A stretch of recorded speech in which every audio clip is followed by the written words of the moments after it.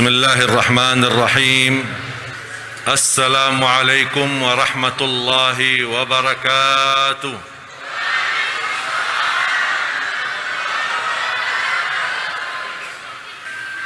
الحمد لله رب العالمين. أشهد أن لا إله إلا الله وحده لا شريك له وأشهد أن محمدا عبده ورسوله.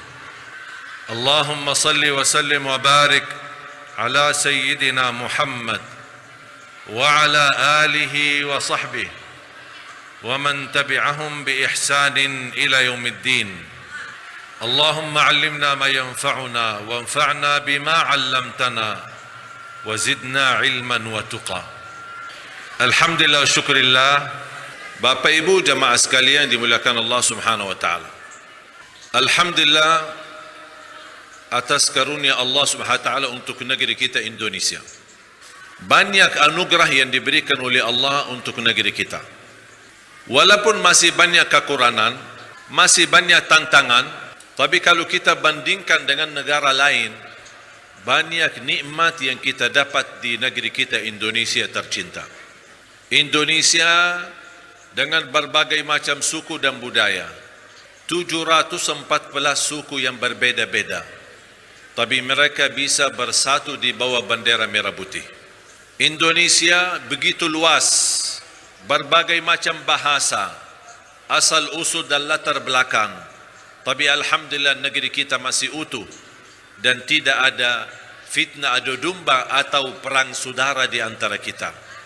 Alhamdulillah kita bisa merasakan nikmat aman, dan nikmat aman lebih utama daripada nikmat rizki. Bahkan rizki terbesar adalah nikmat aman. Ketika Nabi Ibrahim alaihissalam, Allah perintahkan untuk berhijrah ke Makkah. Kemudian dia tinggalkan istrinya Siti Hajar dan anaknya Nabi Ismail di tengah padang pasir dan tidak ada tanda kehidupan. Di situ Nabi Ibrahim berdoa, وَإِذْ قَالَ إِبْرَاهِيمُ رَبِّ اجْعَلْ هَذَا بَلَدًا آمِنًا وَارْزُقْ أَهْلَهُ مِنَ الثَّمَرَاتِ. Pertama permintaan Nabi Ibrahim meminta nikmat aman. Nikmat aman lebih utama daripada nikmat agama. Adanya aman, beraktivitas agama lancar. Tidak ada aman, kita tidak bisa beraktivitas beribadah. Karena aman, kita bisa pulang pergi ke masjid. Karena aman, kita bisa beraktivitas pengajian dan tabligh akbar. Karena aman, kita bisa ke pasar. Karena aman, kita bisa mencari nafkah dan rezeki dan urusi keluarga. Karena aman, banyak bisa kita mendapatkan kemudahan dalam kehidupan kita. Cuba bayangkan kalau negeri kita terancam dengan perang saudara. Suku dengan suku yang lain perang. Kampung dengan kampung yang lain perang. Kota dengan kota yang lain perang. Apa yang kita bisa jalankan?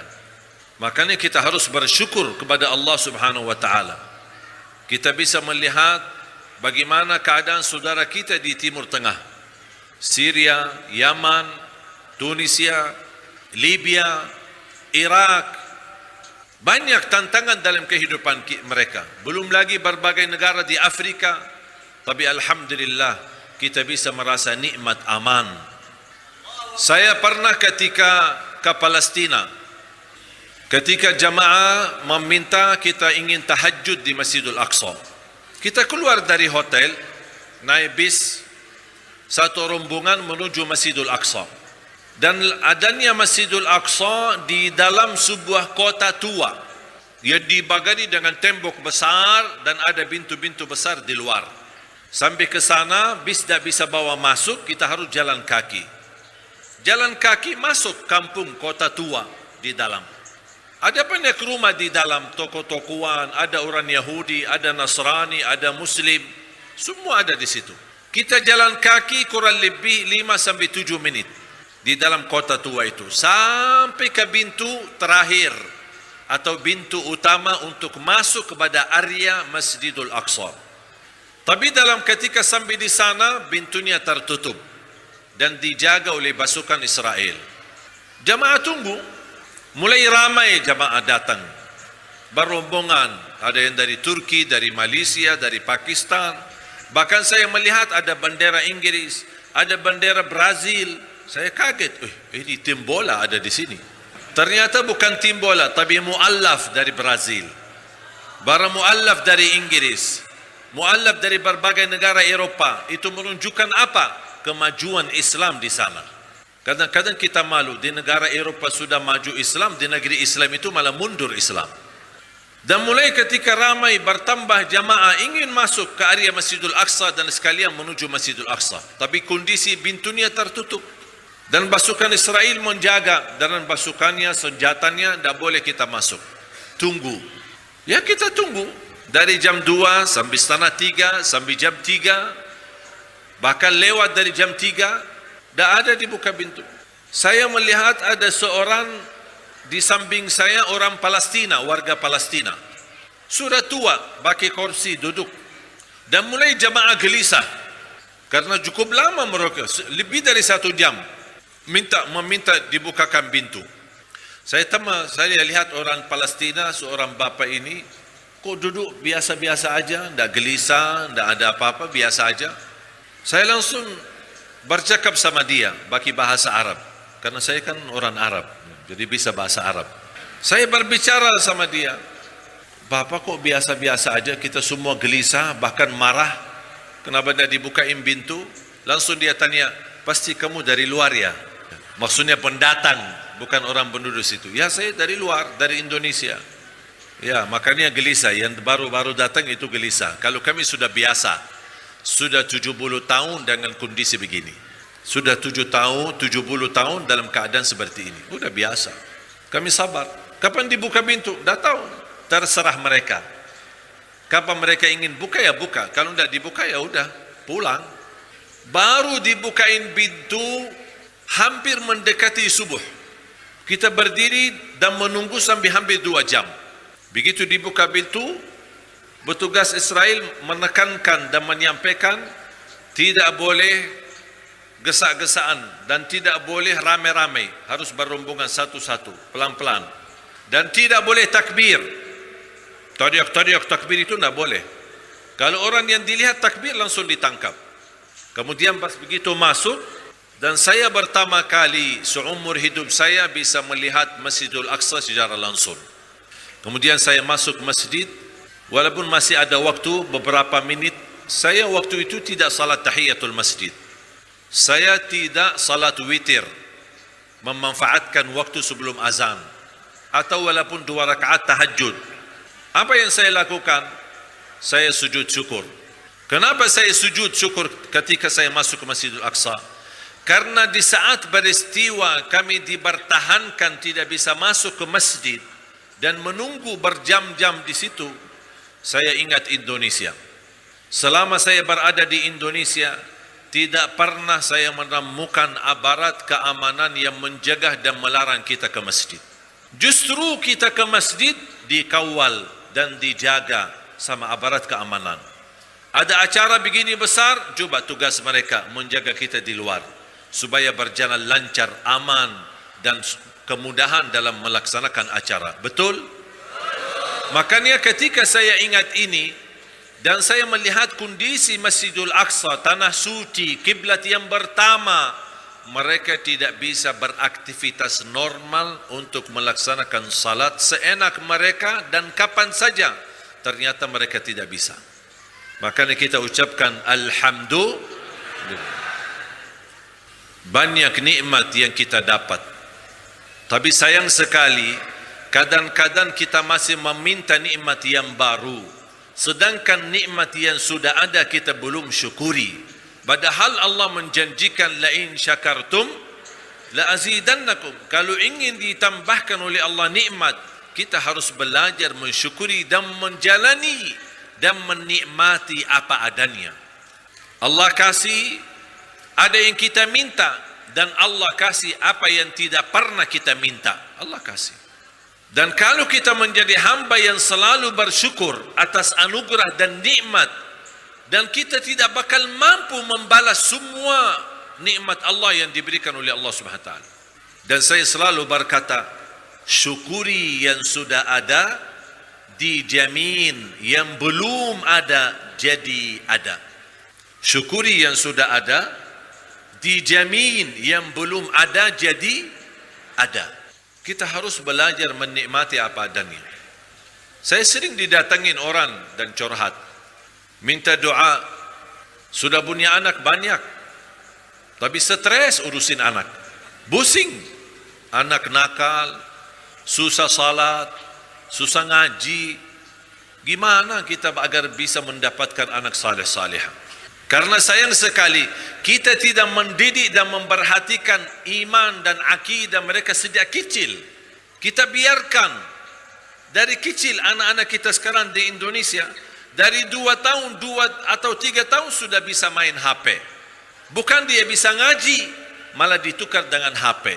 Makanya fantas sampai usia 18 tahun susah salat, susah ngaji, cuman pintar main HP.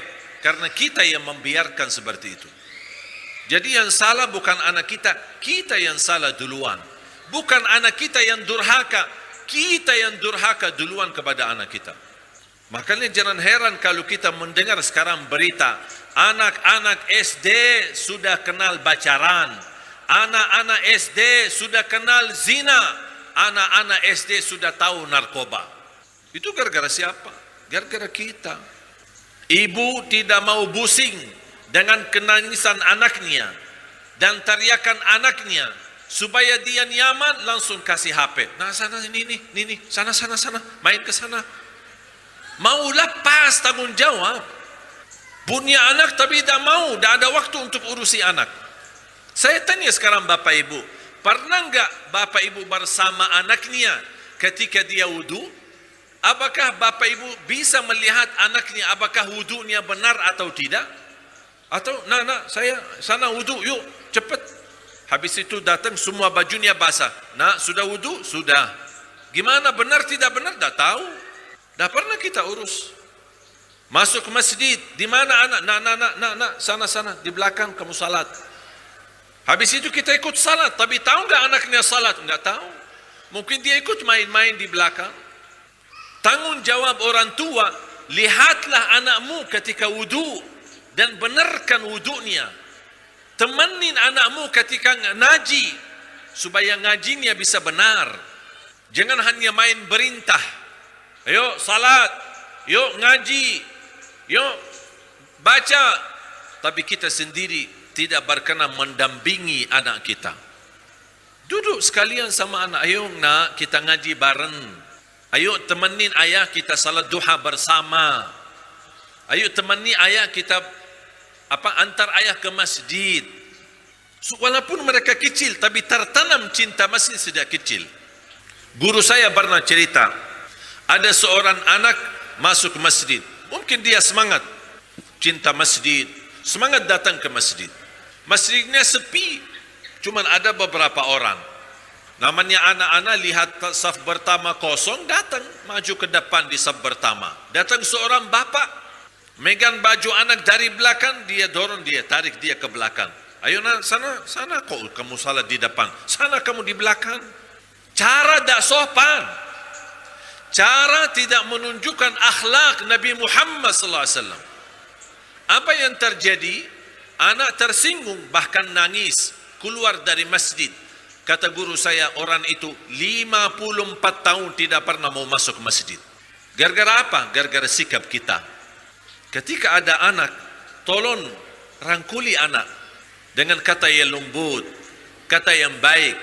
Walaupun masih anak kita mungkin main di masjid, tak apa-apa, sabar. Supaya mereka cinta masjid ini. Dan insya Allah sedikit demi sedikit Allah rubahkan akhlak mereka menjadi salih, salihah. Dan kita besok meninggal dunia, insya Allah anak kita membanggakan di hadapan Allah Subhanahu wa ta'ala. Ada seorang masuk masjid, anak-anak. Pas begitu selesai salat, dia keluar, hilang sandalnya. Dicuri orang, nangis. Sandal saya baru dibeli sama ayah, tapi dicuri orang. Datang seorang bapa, orang salih dan memiliki sifat kebijaksanaan, dan melihat anak itu nangis, dia tanya, kenapa nak? Sandal saya dicuri orang. Langsung bapa ini membawa anak, ayo temani saya, bawa ke toko untuk belikan sepatu dan sandal baru. Sampai anak itu memilih sepuasnya, kata bapa itu, kamu ambil sepuasnya, mau apa? Malah anak itu dapat sandal lebih mahal dan lebih bagus daripada yang sudah hilang. Apa yang terjadi karena sikap bapa itu terhadap anak? Anak itu mencintai masjid dan tidak pernah lepas dari masjid, bahkan sudah menjadi imam besar di masjid itu. Akhlak kuncinya Bapak Ibu, kuncinya akhlak. Akhlak itu bukan hanya bersikap, tapi juga berbicaraan. Mulut kita adalah akhlak, gerakan kita akhlak, muamalah berhubungan kita dan orang lain akhlak.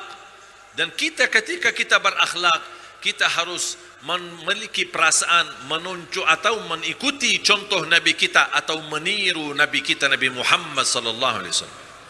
Rasulullah SAW diutus oleh Allah untuk menyempurnakan akhlak. Innama bu'ithtu liutammima makarimal akhlak. Aku diutus oleh Allah Subhanahu wa taala untuk menyempurnakan akhlak. Bahkan dengan akhlak yang mulia bisa meraih darajat di dalam surga Allah melebihi darajat ahli puasa dan ahli tahajud. Wa darajatu sahibil khuluqil hasan a'la darajatan min sahibil tahajud was salah was siyam. Dengan akhlak yang mulia, bahkan Rasulullah SAW bersabda di hadis yang sahih, aqrabukum minni majlisan yaumal qiyamah ahasinukum akhlaqa. Yang paling mulia akhlaknya. Dan itu inti daripada dakwah Islam, inti daripada dakwah Al-Quran. Kalau boleh saya ambil isi Al-Quran dari Al-Fatihah sampai An-Nas, dan isi Islam dari A sampai Z, saya ambil kesimpulannya dan inti, tidak akan menemukan yang lebih inti dan lebih istimewa daripada akhlak yang mulia. Itu inti daripada Islam. Hablum min Allah dan hablun minan nas. Mulia akhlaknya di hadapan Allah, tunaikan kewajiban, jadi orang yang jujur, amanah, menjaga takwa, dan juga hablum minan nas, bermulia akhlak sama semua orang. Nas, kata nas artinya seluruh manusia walaupun beda agama. Menunjukkan akhlak yang mulia ini bisa menjadikan orang mencintai Islam, bisa menjadikan orang bisa mengambil gambaran daripada Islam karena akhlak yang mulia. Dan Rasulullah SAW tidak pernah marah dan tidak pernah balas dendam dalam urusan pribadinya. Tidak pernah. Orang caci maki kita, bahkan Rasulullah SAW dicaci maki, dihina, dibilang gila, dibilang sahir, tukang sihir, tukang dukun, dibilang syair yang menciptakan Al-Quran. Padahal Rasulullah SAW tidak bisa menulis dan tidak bisa membaca, tapi Rasulullah SAW tidak pernah balas. Bahkan ketika dia pergi ke kota At-Taif untuk meminta diterima dakwahnya dan menyampaikan kalimat la ilaha illallah, malah justru At-Taif membalas dengan melempar batu. Luka kepala Nabi Muhammad SAW, berdarah tubuhnya, saking banyak darahnya tidak bisa melepaskan sandalnya karena sudah nengkel. Tapi Rasulullah SAW sabar. Bahkan ketika selesai kejadian di At-Taif, datangnya malaikat Jibril membawa malaikat bertugas gunung-gunung, malaikat gunung.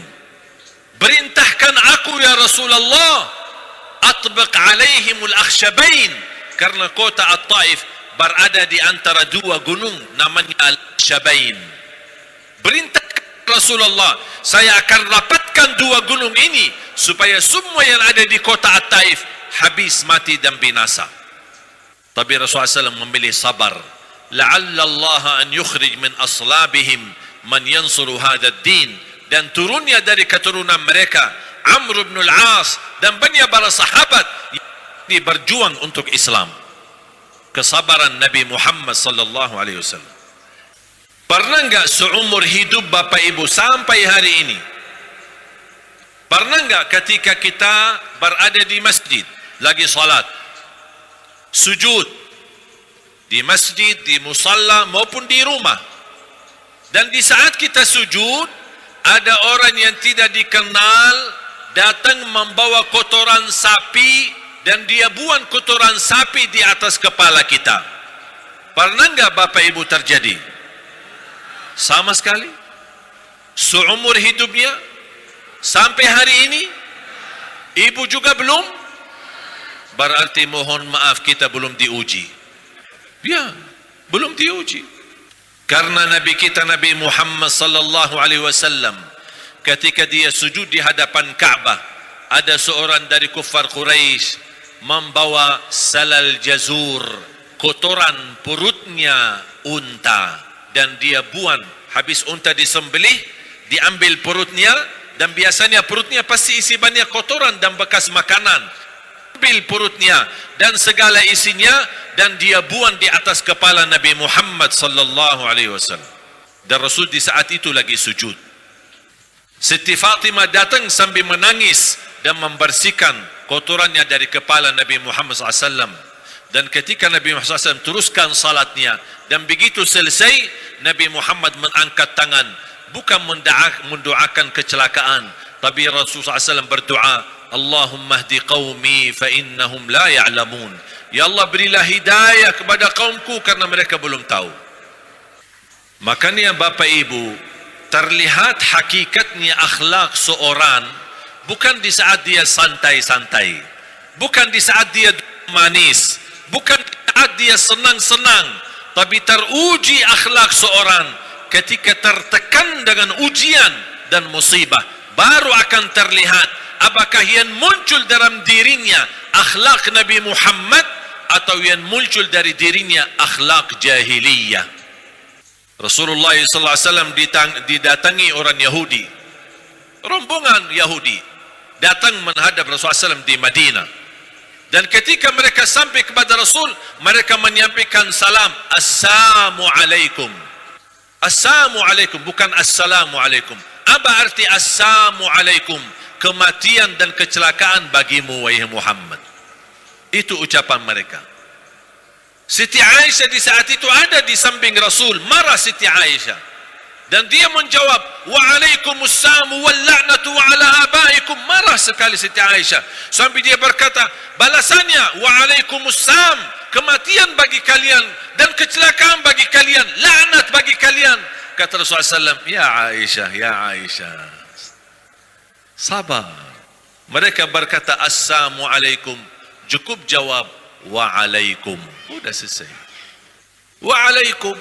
Kalau dia ucapin dengan niat baik, dapatlah yang baik. Kalau dia ucapkan dengan tujuan buruk, dibalas oleh Allah dengan yang sama.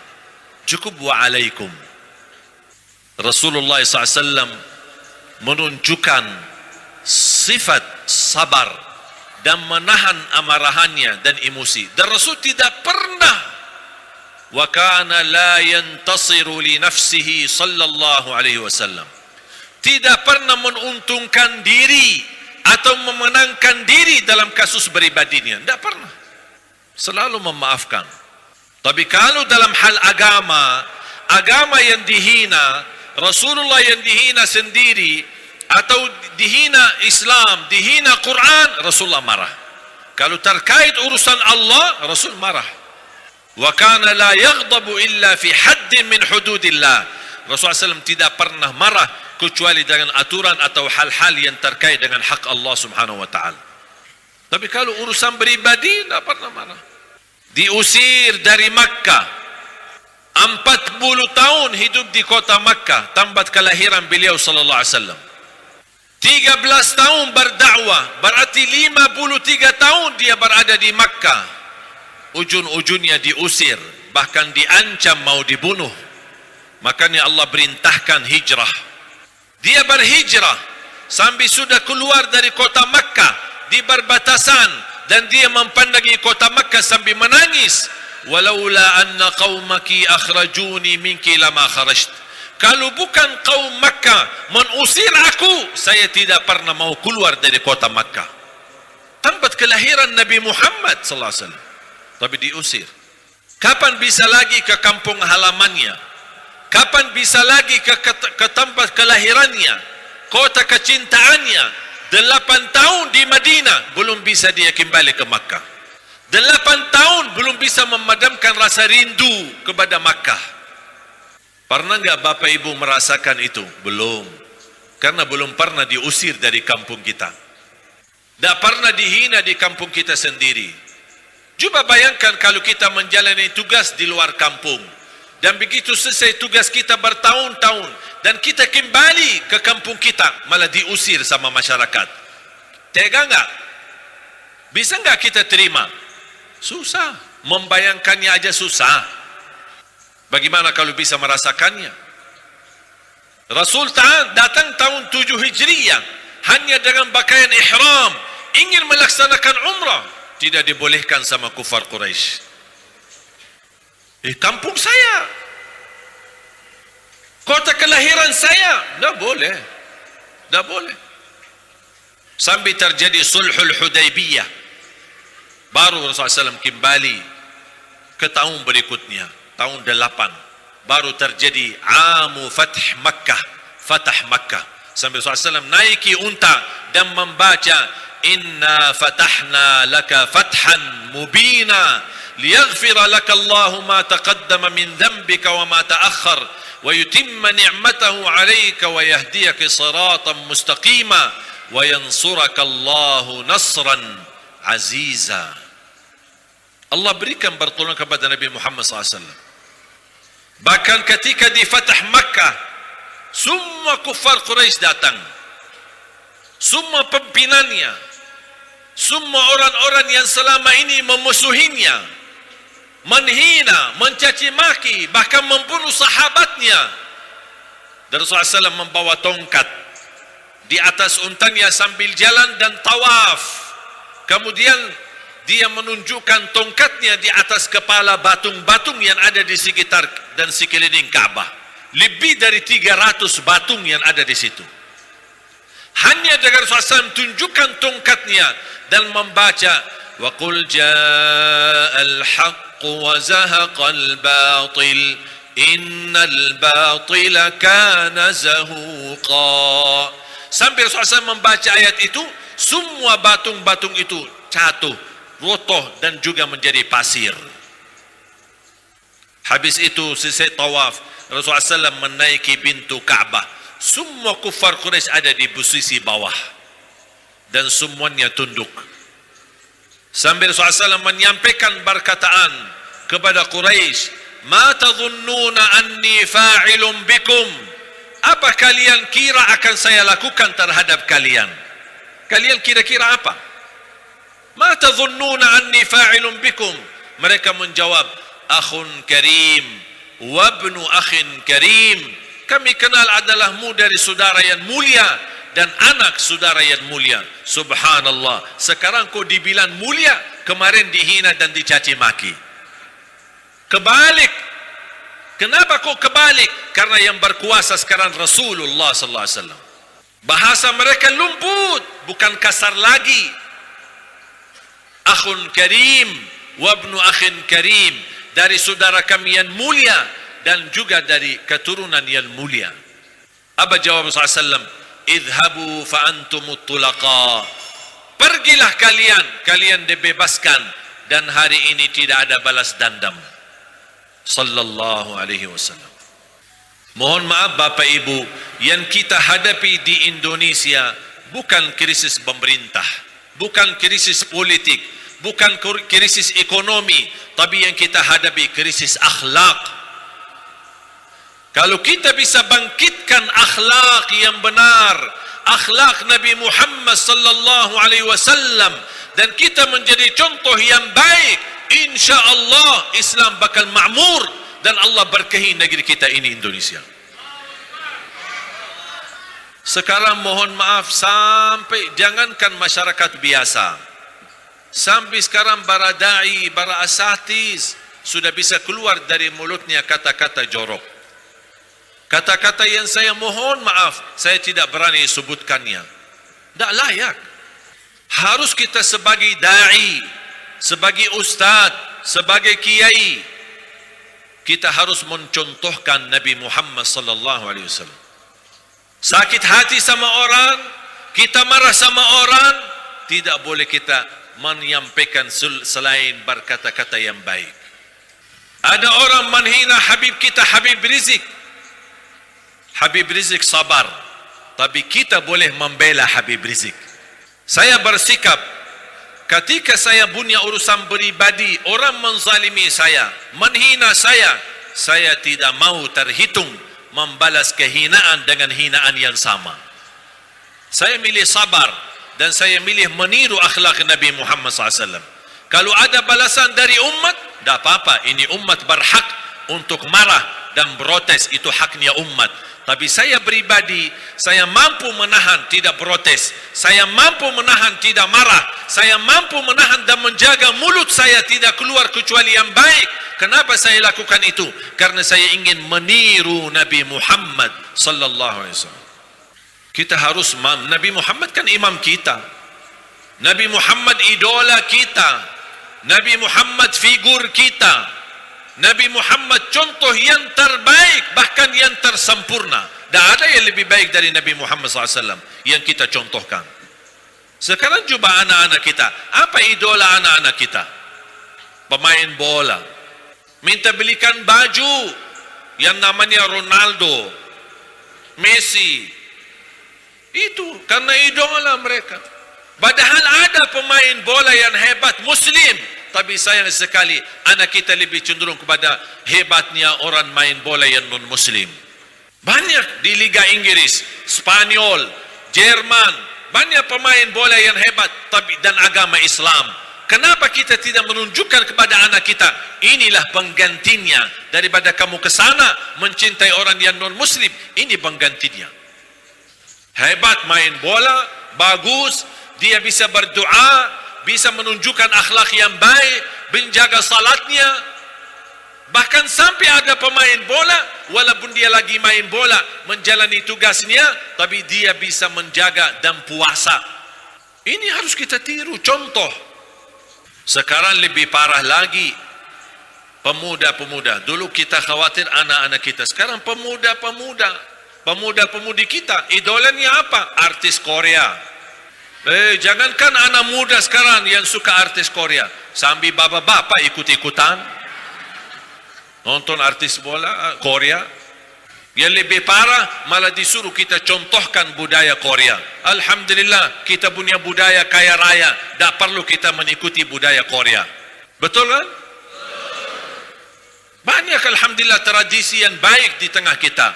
Gotong royong di antara kita, saling membagi, saling mencintai, kebersamaan, wa ta'awanu 'alal birri wat taqwa. Banyak budaya di Indonesia yang harus kita banggakan dan kita syukuri. Kok disuruh kita ikuti contoh Korea sih? Korea yang ikut kita tidak perlu ikut siapa-siapa. Kita cukup mengikuti siapa? Nabi Muhammad sallallahu alaihi wasallam. Jujur saja Bapak Ibu, setiap saya membaca spanduk di jalanan, ada tulisan memperingati Maulid Nabi Muhammad sallallahu alaihi wasallam. Kalau saya boleh bicara jujur, saya tidak pernah merasakan memperingati Nabi Muhammad SAW. Kenapa? Karena bagi saya tidak perlu memperingati Nabi Muhammad SAW. Karena setiap waktu, setiap saat Nabi Muhammad ada di hati saya. Setiap waktu dan setiap saat Nabi Muhammad ada di mata saya. Setiap waktu dan setiap saat Nabi Muhammad ada dalam sikap dan akhlak saya sehari-hari. Itu yang perlu kita terapkan. Ramai-ramai kita berlomba-lomba, jauh-jauh datang menghadiri maulid, pas baru selesai acara maulid, bohong sama orang di luar. Mana yang kita belajari? Inti daripada memperingati maulid Nabi SAW, kita mengikuti contoh yang baik. Walaupun kita tidak mampu mengikuti sejarah keseluruhan, tunjukkan yang terbaik. Mana yang kita mampu ikuti akhlak Nabi Muhammad, terapkan akhlak Nabi Muhammad SAW. Rasulullah sallallahu alaihi wasallam bersabda di hadis yang sahih, khairukum li ahli wa ana khairukum li ahli. Laki-laki yang termulia akhlaknya adalah yang termulia akhlaknya sama istrinya dan keluarganya. Sampai Rasulullah SAW berkata, dan akulah yang termulia akhlak terhadap istri dan keluarga. Jangan bapak ibu, apalagi seorang suami bertanggung jawab, kepala rumah tangga, mohon maaf, jangan akhlaknya di luar rumah lebih mulia daripada akhlaknya di dalam rumah. Itu bukan cara Nabi Muhammad SAW. Makanya kalau ingin tahu akhlak seorang, tanya istrinya. Kalau istrinya, okey, aman. Berarti benar itu. Ini baru laki-laki yang benar. Tapi kalau istrinya berkata, stres, galau, suka marah bapak, galak. Ini berarti ada yang perlu dibereskan ini dulu. Rasulullah SAW yang paling lembut sama istrinya, yang paling mulia akhlaknya sama istrinya, bercanda sama istrinya, bahkan mandi bareng sama istrinya. Pak, sudah mandi bareng sama istri belum? Ya mandi bareng lah. Bu, bapak udah mandi bareng gak belum sama ibu? Belum ya? Malu ya? Ya kan sunnah Rasul, sekali-kali, seminggu sekali, sambil main air di kamar mandi berdua. Ya itu kan akhlak Nabi Muhammad sama Siti Aisyah. Sambil kata Siti Aisyah, Rasulullah SAW meribut air bersama saya untuk tumbahkan kepada saya, kata Rasul. Romantis Nabi Muhammad SAW. Beda sama orang datang, Masya Allah, senyum di luar rumah, tapi seram di dalam rumah. Tak pernah mau senyum. Ayo bu, siapin kamar mandi. Handuknya taruh di dalam, saya mau mandi. Jangan lama-lama. Mana istrinya? Istrinya kagak. Ada seorang ibu curhat sama saya. Suami saya suka marah. Apa saja, sedikit-sedikit marah, sedikit-sedikit marah. Karena saya bikinin kopi. Tapi nampaknya saya belum rasain, kopinya terlalu pahit. Mungkin saya lupa taruh gula atau gulanya yang saya taruh sedikit. Bas suami saya minum, langsung marah. Bukan kamu, kopi aja tidak bisa urus, sudah kita bertahun-tahun nikah. Masa kopi kamu tidak bisa bikin? Udahlah, saya mau nikah lagi. Gara-gara kopi mau nikah lagi. Mohon maaf bu, ini bukan hanya curhatan dari ibu-ibu ya. Ada juga curhatan dari bapak-bapak. Ada seorang bapak curhat sama saya. Syekh mau bertanya? Boleh. Apa bertanya? Saya heran sama istri aku ini. Kenapa heran sama istrinya? Kalau pas ada acara pesta, acara pernikahan, Masya Allah cantiknya luar biasa. Pakaiannya rapi, make up, semua menarik. Parfumnya, harumannya, rakyat, seksi. Saya Masya Allah. Pas kalau udah ada acara di rumah, kayak hantu.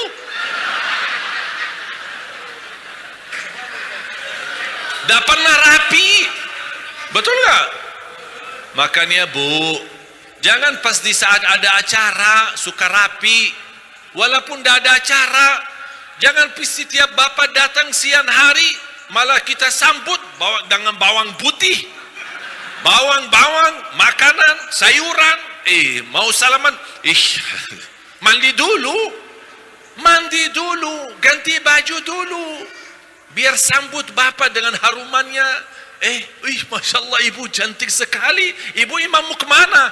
Tidak kemana-mana pak, ini untuk buat bapak. Masya Allah. Insya Allah tidak nikah lagi kalau gitu. Betul kan? Makanya ibu jangan membiarkan suami ibu suka cuci mata di luar. Kenapa bapak suka cuci mata di luar? Karena mohon maaf, mata bapak ketika mempandangi ibu tidak memuaskan. Puaskan mata bapak di rumah. Puaskan. Mohon maaf, suami sebelum menggauli istrinya, yang pertama dilihat adalah matanya. Mata lihat, wow. Baru dia pingin bertemu istrinya, mau tidur bersama istrinya. Tapi kalau istrinya bau makanan, bajunya tidak rapi, itu aja yang dipakai selama 1 minggu. Tidak pernah ganti baju. Gimana bu? Tak apa-apa, masing-masing punya kekurangan. Suami punya kekurangan, istri juga punya. Ayo mari kita sama-sama perbaiki. Alhamdulillah saya bersyukur. Setiap saya pulang ke rumah, istri saya mengharuskan tolong kabarin kalau datang. Sebelum datang tolong kabarin. Dia tidak suka saya mendadak datang. Buat apa? Dia berkata supaya saya siapkan diri.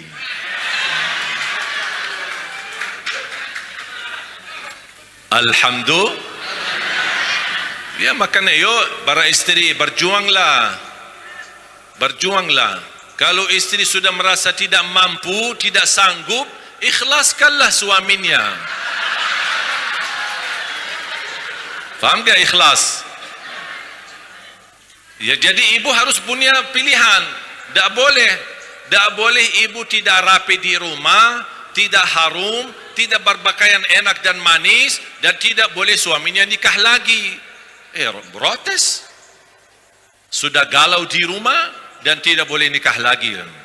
Kalau ibu tidak mau suami nikah lagi, tolong puaskan matanya dan puaskan hatinya supaya dia bisa menjadi taat dan cinta mati kepada ibu. Pas ibu walaupun bapa lagi sibuk di luar, pas ibu telefon, pasti bapa menyambut, ya sayang, ada apa? Beda sama kalau bapa pas pagi-pagi bangun dimarahin sama istrinya. Bapak, udah di jam segini masih tidur. Pas begitu keluar, ditelepon sama istri, jangan lupa belanja pak, banyak kekurangan di rumah pak. Langsung dimatiin. Kok dimatiin? Mati baterainya. Akhlak yang mulia kunci kebahagiaan dalam rumah tangga. Laki-laki bermulia akhlaknya, istri pula bermulia akhlaknya. InsyaAllah kalau kita meniru Nabi Muhammad sallallahu alaihi wasallam dalam rumah tangga, pasti akan Allah berikan kebahagiaan, sakinah, mawaddah, warahmah. Bahkan keturunan kita insyaAllah salih-salihah. Siap? Saya kasih contoh amalan. Amalan yang pertama, hari ini hari Ahad, hari Minggu, ya, supaya dibilang hari Ahad, nanti orang yang suka bilang hari Minggu marah. Kita bilang hari Minggu, tak terima yang bilang hari Ahad. Saya bilang hari Ahad dan hari Minggu, dua-duanya. Tak boleh kita ribut berbedaan. Orang bilang hari Ahad, ya hari Ahad. Ada yang bilang hari Minggu, ya hari Minggu. Ya sama-sama benar. Saya minta Bapak Ibu mulai hari ini sampai hari Ahad yang akan datang, hari Minggu. Berarti berapa lama? 1 minggu. Tidak boleh marah. Itu aja, itu amalannya. Tidak boleh marah. Apapun terjadi, jangan marah. Kalau terpaksa marah, terpaksa, sudah tidak kuat, emosi dan tinggi, panas. Kunci ini. Kenapa? Karena di saat posisi marah, dibuka mulut, pasti yang keluar perkataan yang menyakiti orang lain. Karena tidak bisa orang marah tapi masih berkata baik. Kenapa? Karena di saat marah didampingi syaitan. Makanya diusahakan kalau lagi marah langsung. Bapak pulang ke rumah kemalaman, istrinya marah, bapak langsung jawab. Istri juga kalau bapak lagi marah, istri jawab bapak. Jangan bahas sesuatu di antara kita kalau lagi marah dan nyambung. Tak bakal nyambung. Harus adem dulu, santai dulu, tenang dulu, baru silahkan diskusi dan bahas bersama. Dan ketika membahas satu persoalan, jangan dibahas untuk menunjukkan saya yang benar dan kamu salah. Tidak. Sama-sama benar, tapi berbeda-beda pandangan. Tapi kalau kita berdiskusi dengan orang, saya ingin menunjukkan saya yang benar, bapak sesat. Dan nyambung.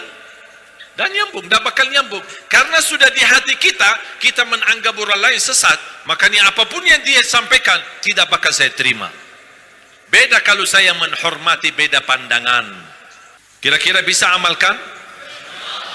Tidak boleh marah selama 1 minggu. Terutama ibu-ibu.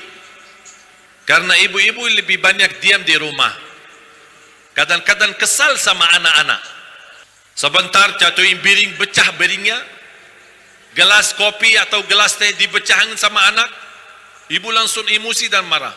Apalagi berkata buruk. Bodohlah, kamu bodoh, kamu dah perhatikan, kamu bisa jadi ucapan itu bodoh. Allah kabulkan perkataan yang menjadi doa dan anaknya bodoh selama-lamanya. Nauzubillah min dzalik. Hati-hati. Ya Bu, ibu setiap marah, mau cupitan lagi. Sabar, jangan marah. Emosi boleh, tapi belajar menahan emosinya. Jangan sampai jadi keluar ke mulut. Ada seorang bapa datang sambil nangis-nangis. Saya marah sama istri saya, berantem di rumah. Dia marah, saya marah, dia marah, saya marah. Berantem, sama-sama suara tinggi.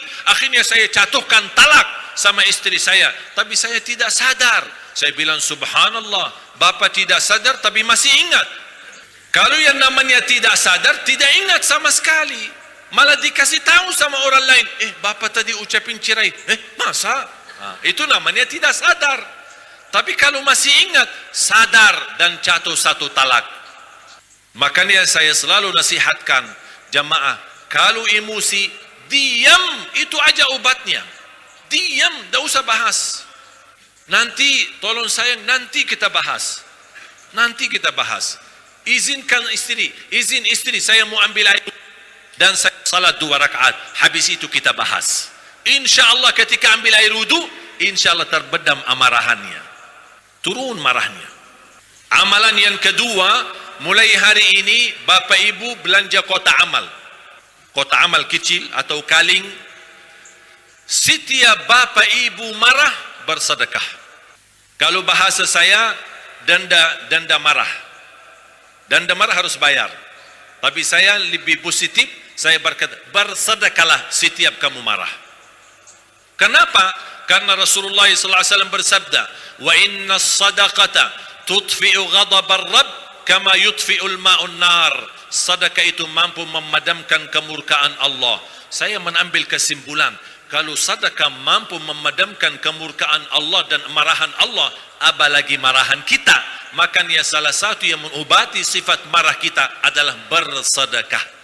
Dan ini bukan kata saya, bukan dari hadis Rasulullah SAW saja, tapi ada juga ayatnya di surah Ali Imran, ayat 133, 134. Dan saya harap Bapak Ibu, ini menjadi PR. Surah Ali Imran, surah ketiga, ayat 133 sampai ayat 142, banyak belajaran di beberapa ayat itu. Belajar infak, belajar sabar, meniru sifat muttaqin, belajar menahan amarahannya, memaafkan orang lain, dan masih mau dan berkenan berbuat baik terhadap orang lain walaupun orang itu suka menyakiti kita. Dan di situ juga dibahas masalah taubat, orang bagaimana memohon ampun terhadap berbuat kezaliman. Dan juga di situ Allah bahas soal takdir, dan di antaranya hikmah kenapa Allah ingin uji kita dengan ujian dan musibah. Di situ semua ayat-ayat yang tadi saya sebutkan, ayatnya banyak bisa ambil pelajaran dan hikmah. Surah ketiga, ayat surah Ali Imran, mulai dari ayat 133 sampai ayat 142. PR untuk Bapak Ibu. Nanti pulang ke rumah, buka Al-Quran dan belajari isinya. Wallahi banyak pelajaran dan ilmu di dalamnya. Masalah takdir, masalah hikmah ujian, masalah taubat, masalah memohon ampun, sifat muttaqin, infak, dan meniru orang muttaqin, dan bagaimana menahan emosi, bagaimana berbuat baik, bagaimana bisa memaafkan orang lain. Semua ada di dalam ayat-ayat itu. Satu paket. Dan saya harap kita bisa belajari dan kita terapkan satu persatu sesuai kemampuannya. La yukallifullahu nafsan illa wus'aha. Yang terakhir, jangan lewat 1 hari tidak baca Quran. Jangan lewat 1 hari tidak baca Quran. Mohon maaf, tidak bisa baca, buta huruf, tingkatkan simak, dengar. Dan ini merupakan salah satu sunnah mahjurah yang cukup ditinggalkan oleh banyak kalangan umat Islam. Padahal Rasulullah SAW pernah berkata sama Abdullah bin Mas'ud, "Ya ibn Mas'ud, iqra alayya al-Quran." Qala, "Aqra'u alayka wa alayka unzil?" Qala, "Inni uhibbu an asma'ahu min ghairi." Itu kata Rasulullah SAW kepada Abdullah bin Mas'ud. Bacakan Al-Quran kepadaku. Kata Abdullah bin Mas'ud, "Ya Rasulullah, mohon maaf, gimana saya bacakan Al-Quran kepadamu sedangkan Allah turunkan Al-Quran kepadamu?" Kata Rasulullah SAW, "Saya lebih suka dan cinta mendengar Al-Quran daripada orang lain."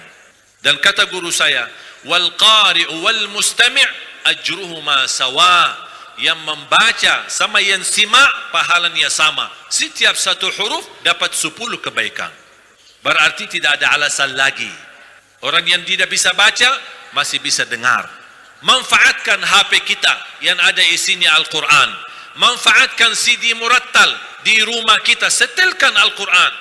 Ibu-ibu kalau pagi-pagi bangun subuh sambil sapu rumahnya, setelkan Al-Quran sambil sapu. Tapi jangan setelkan dandut. Masa mulai harinya dengan syaitan? Mulai harinya dengan kita mendengar kalamullah, supaya karena Al-Quran akan membawa berkat dalam rumah kita, mengusir syaitan dan jin. Bahkan Allah menghadirkan malaika berada di dalam rumah kita karena kita setelkan Al-Quran. Siap?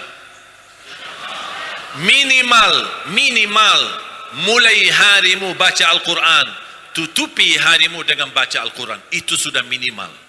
Sebelum beraktivitas pagi hari, baca Quran. Habis aktivitas mau tidur, tolong akhiri harimu dengan juga baca Al-Quran.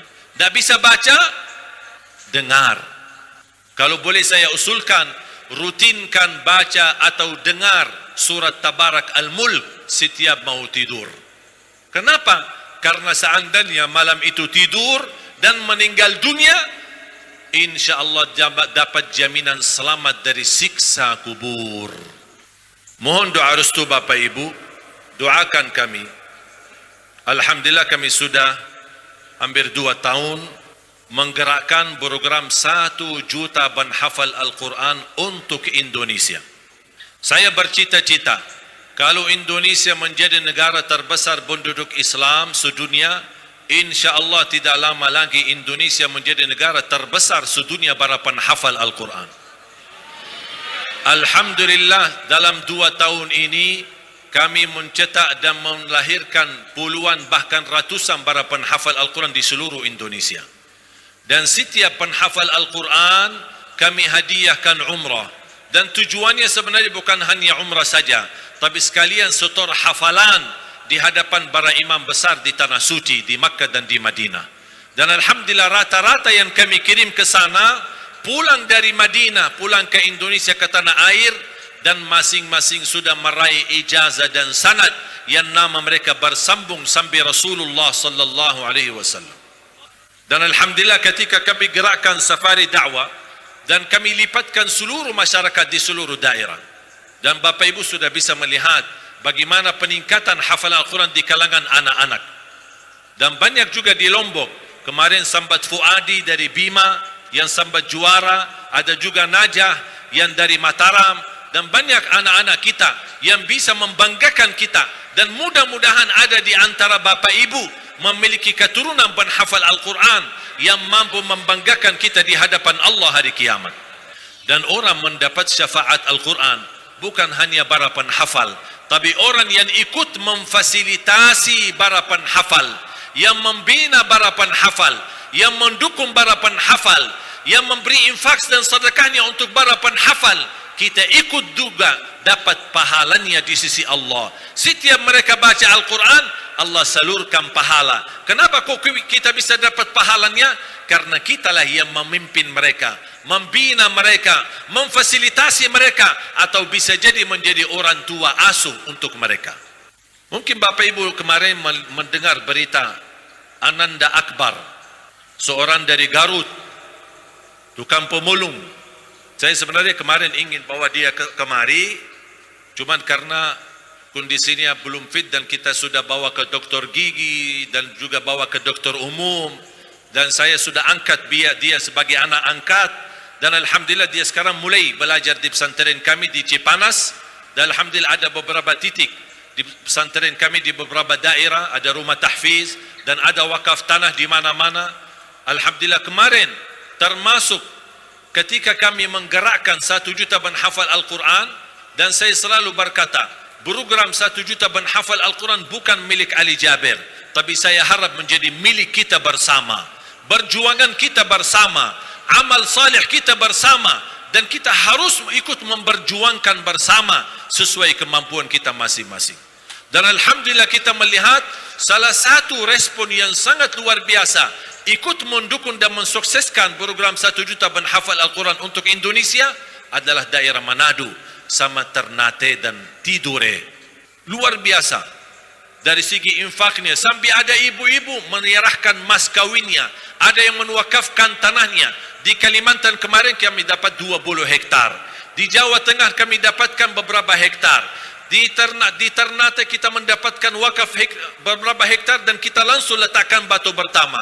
Di Pekanbaru, di Riau, di Batam, dan insya Allah di Lombok dan di Lombok Timur kita akan insya Allah dari ikhlasnya jamaah mendapatkan wakaf tanah, wakaf rumah, apa saja merupakan wakaf bersama.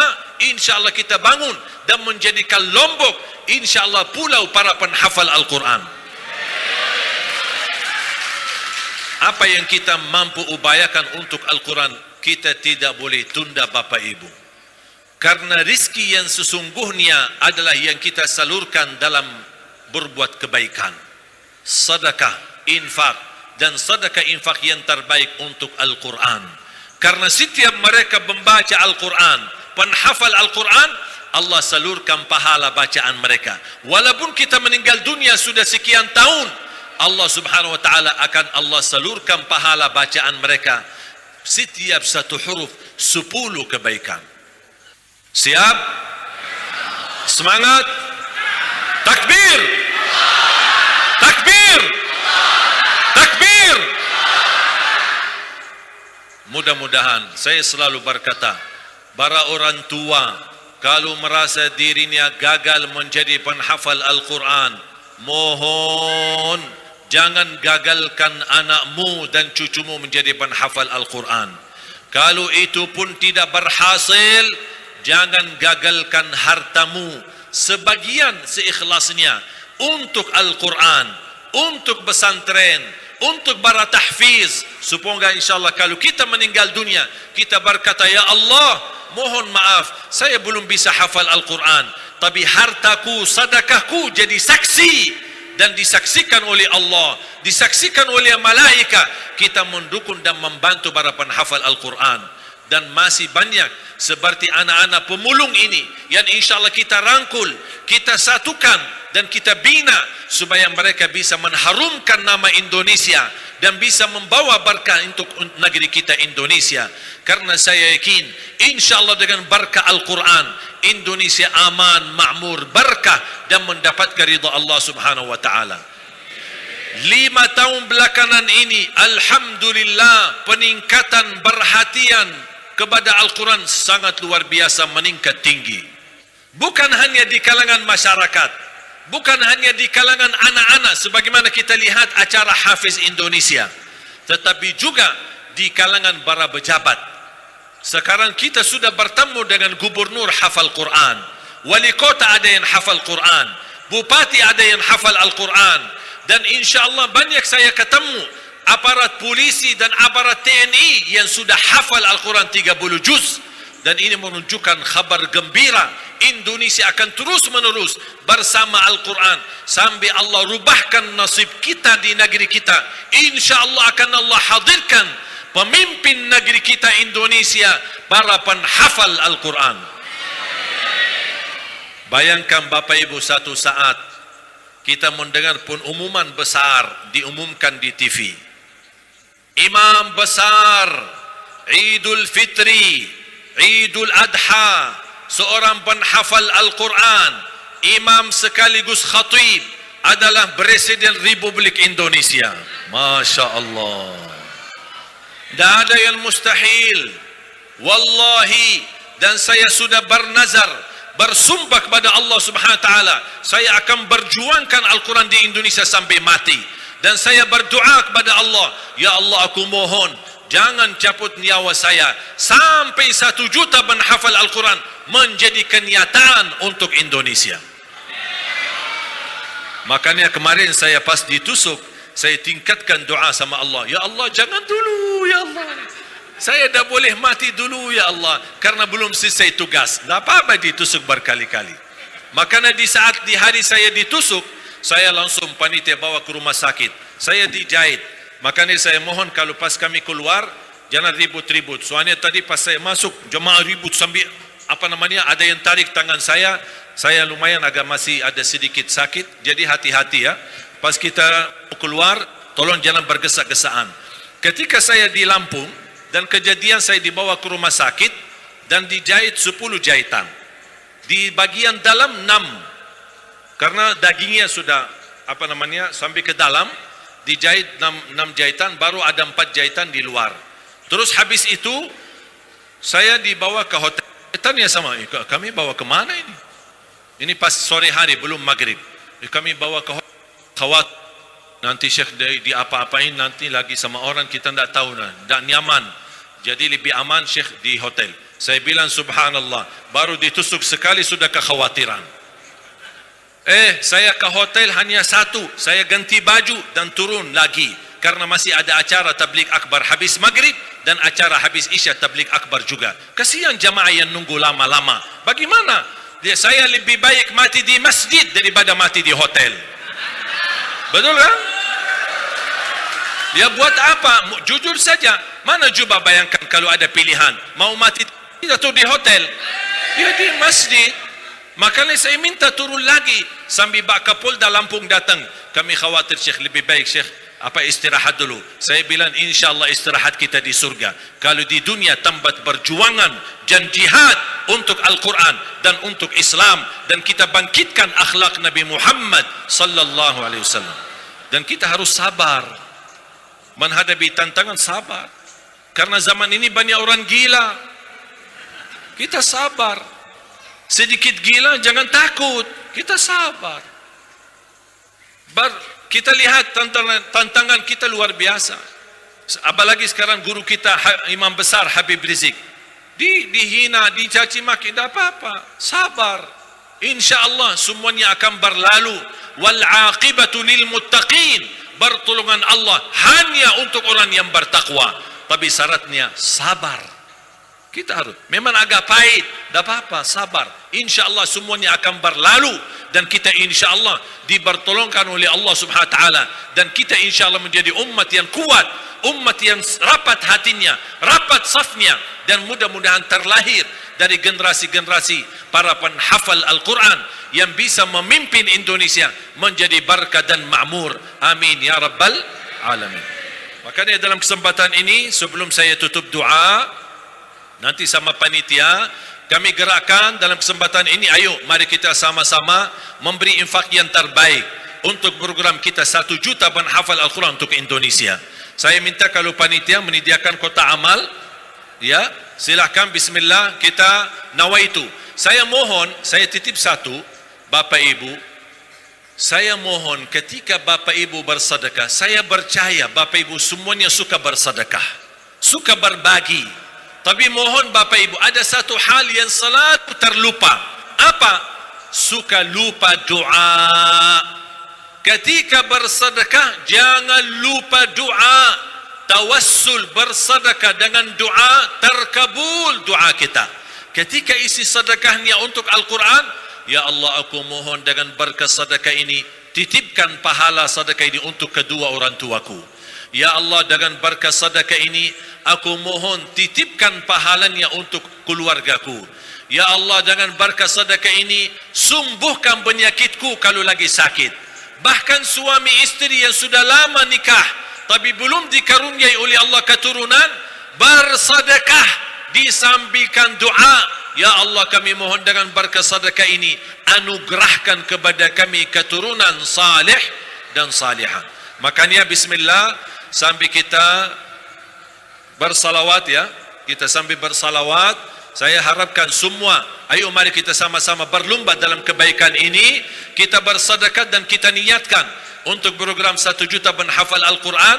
Dan mohon jangan lupa ketika bersedekah, jangan lupa titipkan doa sekalian untuk hajat kita, untuk keluarga kita, untuk orang tua kita. Semoga insyaAllah dikabulkan oleh Allah subhanahu wa ta'ala. Sambil salawat, boleh panitia? Sambil salawat.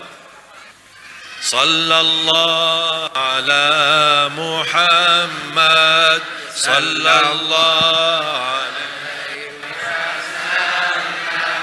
sallallahu ala Muhammad, sallallahu alaihi wasallam,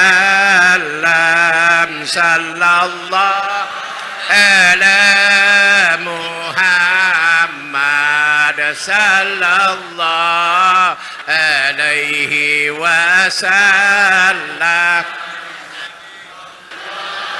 ala Muhammad, sallallahu. Mohon Bapak Ibu yang tidak berkesempatan, mungkin karena kali ini tidak membawa uang atau apa, nanti boleh titipkan ke takmir masjid.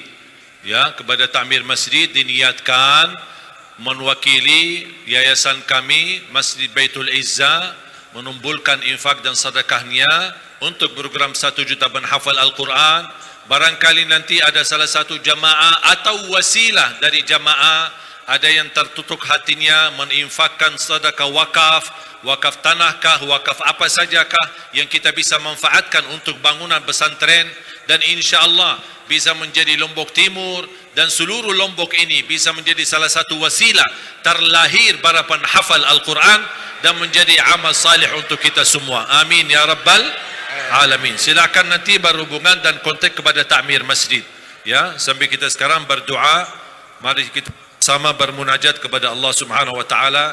Semoga apa yang kita niatkan insya-Allah menjadi amal salih untuk kita dan mudah-mudahan mendapatkan pahalanya dan menghitungkan sedekah jariyah yang insya-Allah tidak terputus pahalanya sampai hari kiamat.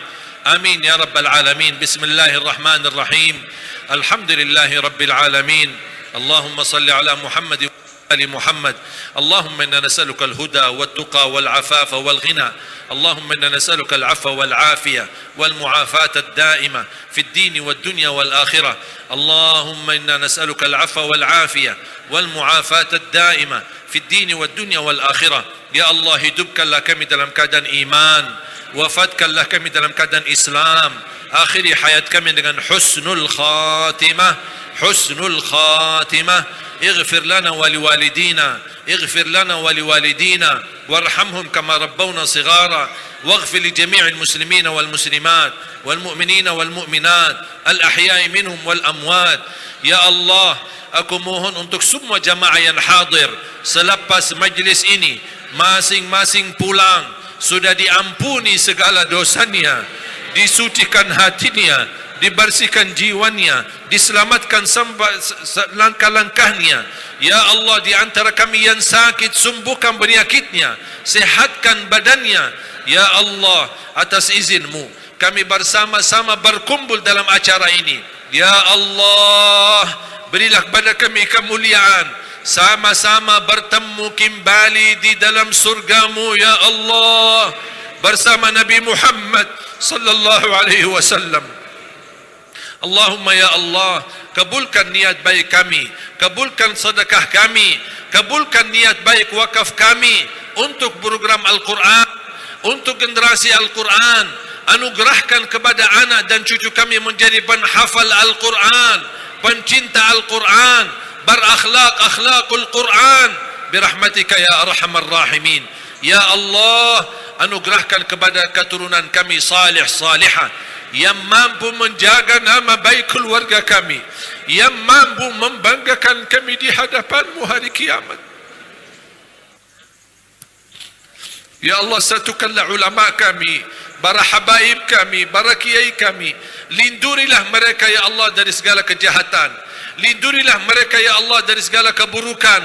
Ya Allah, lindungi dan jaga ulama kami di negeri Indonesia tercinta ya Allah, para habaib, para kiai, para tuan guru, para asatiz, para da'i, ya Allah selamatkan mereka lahir batin, ya Allah kuatkanlah mereka lahir batin, ya Allah pimpinlah mereka agar mereka mampu bersatu untuk memimpin negeri Indonesia menjadi makmur, barakah, baldatun tayyibatun wa rabbun ghafur birahmatika ya arhamar rahimin. ربنا آتنا في الدنيا حسنة وفي الآخرة حسنة وقنا عذاب النار وصلى الله على سيدنا ونبينا محمد وعلى آله وصحبه وبارك وسلم. سبحان ربك رب العزة عما يصفون وسلام على المرسلين والحمد لله رب العالمين. آخر الكلام سبحانك اللهم وبحمدك أشهد أن لا إله إلا أنت أستغفرك إليك وبالله الهداية. السلام عليكم ورحمة الله وبركاته.